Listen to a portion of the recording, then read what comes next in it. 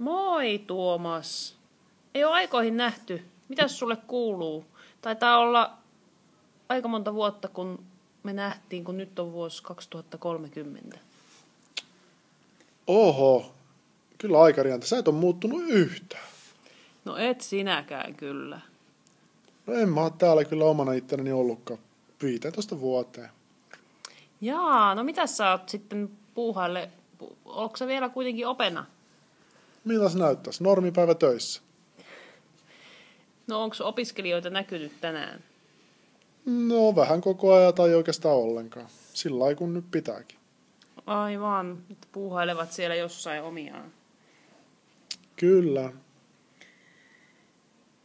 No oletko käynyt täydennyskoulutuksissa? Muistaakseni itse asiassa just olin kun tulit, mutta mä menen sinne kohta takaisin.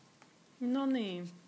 No onneksi nykyajan opettajat tietää, että ja osaa käyttää kaikkea TVT:hen liittyvää niin automaattisesti. Ei tarvitse silleen pääntätä ja puristaa päähän niin joskus silloin vuonna 2012 aikoihin, kun kukaan ei halunnut käyttää mitään tietoteknisiä vehkeitä.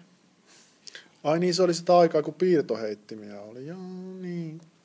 Arvas, mitä tein eilen. No? Räjäytin pankin.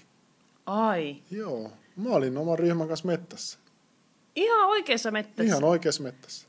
Ei voi olla totta. En mä ollut siellä itsekään kyllä käynyt 10 vuoteen, mutta osa niistä ei ollut käynyt ikinä. Vau, no se oli varmasti kokemus. Joo, otetaan ehkä uusiksi. Hyvä.